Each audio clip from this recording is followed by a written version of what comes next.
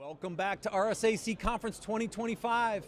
We're still here recording live from the Cyber Risk TV studio in Broadcast Alley at Moscone West. Keynotes are getting ready to start, so it might be a little background noise, folks. I'm your host, Matt Alderman, and joining me for this interview segment is Lori Robinson. She's the Vice President of Product Management at SailPoint. Welcome, Lori. Thank you. Glad to be here. Thank you. I'd love to have you here. So I'm going to, I know you can't comment on this, but thank you for going public to save the Security Weekly 25 index. I tracked the pure plays, and when you guys went public, you got me back to 25. So thank you. I know you can't talk about it, but thank you. I'm glad we could help out. Yeah, thanks. So it's a good thing. Yes, it is. And I want to start there a little bit, right?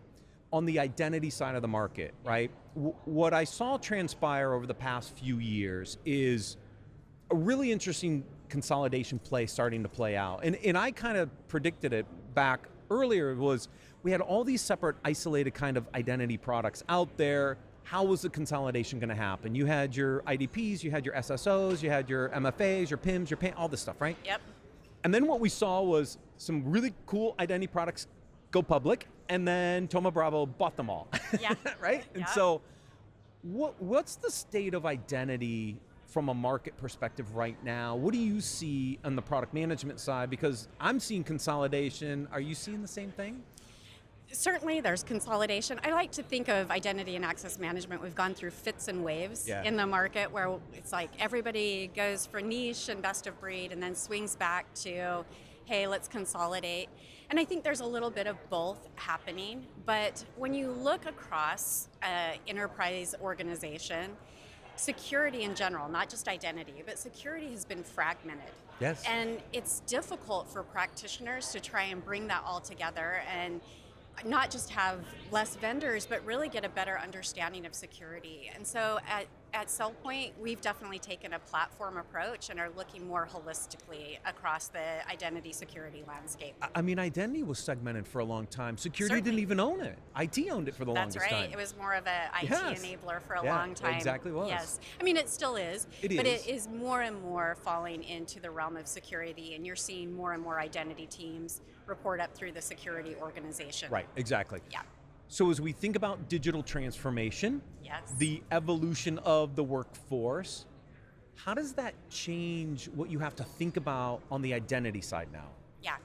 So certainly from SailPoint's perspective, we've always been focused on ensuring that people can manage and secure identities of all types, right? So that's our mission, and that's where we're focused, and we'll continue to be so. Human, non-human, and everything in between? Exactly. Okay. So now things are changing though, right? Like it used to be we just had the human workforce, and now more and more we're seeing more machine, third party, and now with AI and cloud, service accounts, machine identities, and of course, agents. Yeah. And this is really changing the landscape significantly. And I would say, you mentioned there's SSO and MFA and IGA. Those foundational things have remained the same. But what has changed are where do you apply them? Yeah, where do you apply them? What do you apply them to? Right. So we're seeing that more and more. And we're definitely, I like to think, especially with AI, it's both, and the cloud too, but AI specifically, it's both an enabler and a disruptor. And so we're looking at it from the perspective of how can we use AI to enable? So we have, for example, we just released Harbor Pilot, which uses agents to help people. It really enables identity people to do more with their searches and getting information and insight quickly, or even automating workflows. So that's on the enablement side. And then from the disruptor side, certainly AI is something we have to protect. Yeah. And the AI infrastructure itself, but also now agents that are acting like a workforce, how do you secure them? And we just recently announced identity security for agents to help manage and govern those identities. So we're moving with it, I guess. Exactly. So let's break down each one of those, because I think they're all interesting. Obviously, leveraging AI to enhance outcomes, use cases in the platform is one good way to use artificial intelligence. What does the agent help the practitioner do? Because again, I've seen a lot of kind of chatbot kind of approaches, which are fine, but Yeah. are they really driving and automating workflows? I'd love to understand, like, how is that changing the way people manage identities? Yeah, so I think there's really two aspects, at least in these early days. One is quicker information gathering, right? Okay. Being able to use natural language processing to ask a question and have it search the indexes of the documentation and the information out there and come back with quicker, faster insights on product and information in your environment. So quickly bringing back that data for you. I think that it just makes information gathering quicker. Easier, yeah. Yeah. The other one in the initial phases is really workflow creation. So, as you look at workflow orchestration in Yeah. SailPoint or in any solution out there, workflow orchestration can be difficult to architect and put together. Oh, yeah. And using these agents, it's able to do it on the fly. It's pretty astonishing, quite frankly, to watch it. Give you a template for a workflow immediately. Oh, interesting. So it's really time saving. It's efficient, and I mean we've seen significant time savings for our customers. Oh, that's using good. it. Yeah, because if you can make people more efficient, that's a win. Yeah. Right? Yeah. Well, it's already made the attackers more efficient. Can we also make the defenders more efficient, right? Exactly. Yeah. I mean, that's the hope, right? Is Yeah. because that is what we're seeing is, obviously with AI-powered cyber attacks, the sophistication, the volume, the velocity is increasing at such a rate that how do you keep up with it? Exactly. And that's why I say it's both a disruptor and an And enabler. Like fight fire with fire. Yeah. You have to fight AI with AI. Right, That's the way I exactly. look at it. Yeah. Now let's talk on the agent side, because there's been a lot of discussion about agentic-based technologies, which creates kind of two interesting aspects. One is what the agents can do for you, right? So some of the use cases I've seen around agentic is the ability to use it to do some of those automated workflows, log into systems, maybe grab evidence, etc. But at the same time, you also have to secure those agents such that they don't do something malicious. Where are you doing both things with agentic, or more on the protection side? Yeah, so I would say the way I would say it is managing and governing agents. So what we recently announced was applying what we do in the human world of what agents are in our environment, just indexing them, and then ensuring that they have the right access to the right systems. That would be how I would describe the governance. Okay. So obviously there's authentication technologies and other things out there, but before you get to that part, you have to establish the identity itself and put those controls. And I think that agents are tricky because some of them act on their own, some of them inherit access from someone else, sometimes they inherit access from multiple people. Right. And so it's a sophisticated problem that we're trying to solve, but I think it really boils down to managing the agent identity and governing the access for that agent. For that agent. Role-based access controls, etc. Because one of the areas I see some struggles with, because we're in my day job, we're playing with some of these technologies, and it's how do you do that at scale? At scale. Like doing it for one is like, you can kind of figure it out, but doing it for hundreds or thousands without creating the administrative overhead, right? Yeah.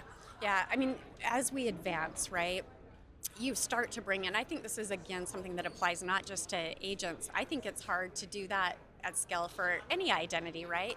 So we're looking at, for example, our identity graph as a way of bringing in identities and data from security systems and from other things in the environment, bringing it together and getting a unified view. So first you have an understanding, visibility. Right. Pinpointing where there might be risk and pointing out, hey, this is something you might need to pay attention to.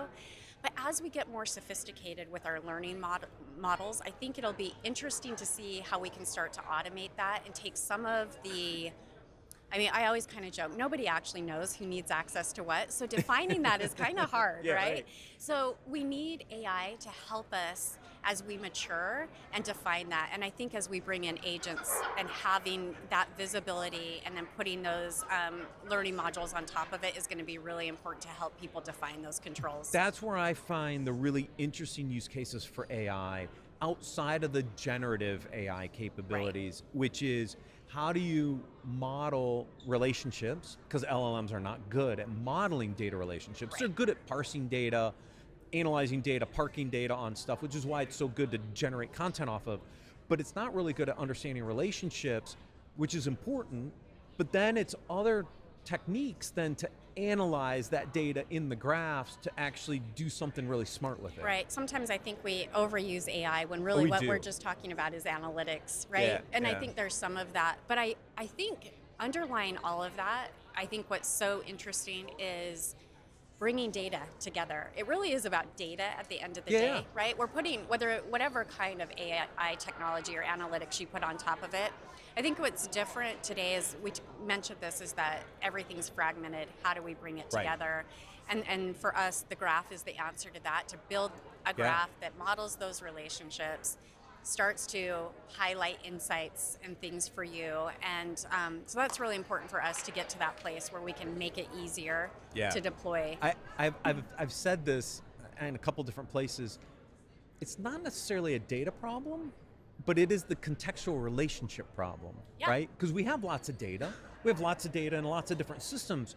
The graph kind of pulls together the relationship and the context, because once I have the context, then I think we can solve some of these more advanced problems. That's right. And to me, the bigger challenge in security has not been the data problem per se. It's more about the relationship and the context of that data to drive better outcomes. Yep, absolutely. And of course, behaviors as well in security, like bringing in all of those pieces, I think starts to bring it together in a more meaningful way. Yeah. For sure, yes. So from here, where do you see the identity market going? Like what's on the horizon? What are the things you're thinking about in the product management side? Because you're pretty front-facing with clients and customers and like the next thing. Yeah. What's next? Yeah, I mean, we have a lot of exciting things on the horizon, and we just mentioned a few of them, right? So our agents were really excited about securing AI, really looking into being able to do more with insights and observability and threat modeling. So getting that visibility and getting data out of it becomes really, really important to us. I would also say a lot is happening around, I mean, it's cliche and nobody wants to talk about it, but zero trust, right? Yeah. And really getting practical zero trust implementation. So how do you get to a place where you have least privilege and where you have zero standing privilege in a meaningful way, like at scale, as you mentioned? Right. How do we do that?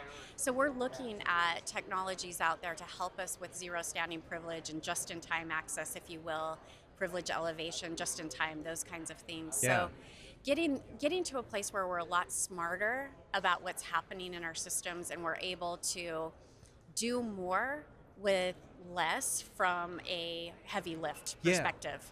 Because look, the federal government's been trying to do this for a while. It's a heavy lift, right? Sure. Yeah. Because when you start with no privilege, which is completely the opposite way we built all these systems, right? Yeah. How do you know how much access to give without giving too much? And part of it comes from these learning models, That's right? right. And so again, back to the data context problem, once you have that data, now you can start to train things to say, oh, you're Matt, you're in this group, yes, you should have access to that, but not this, right? Like That's right. Those get pretty sophisticated.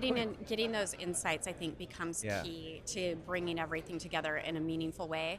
I will say too, I think, it is hard, but at SailPoint we're really focused on not just the deployment, but really getting value out of your system. Yeah. And I think that is, if you look at, even this week we talked about things that we're looking at, like acceleration packages, customer success acceleration packages for our customers, and ensuring not only that they're deploying successfully, but that they continue to get value out of the system. Yeah. And that's really, really important is, we have seen that the more someone matures their identity security controls, the more value, business value they get out of it. And we don't see identity as just like we started the conversation, an IT function, right?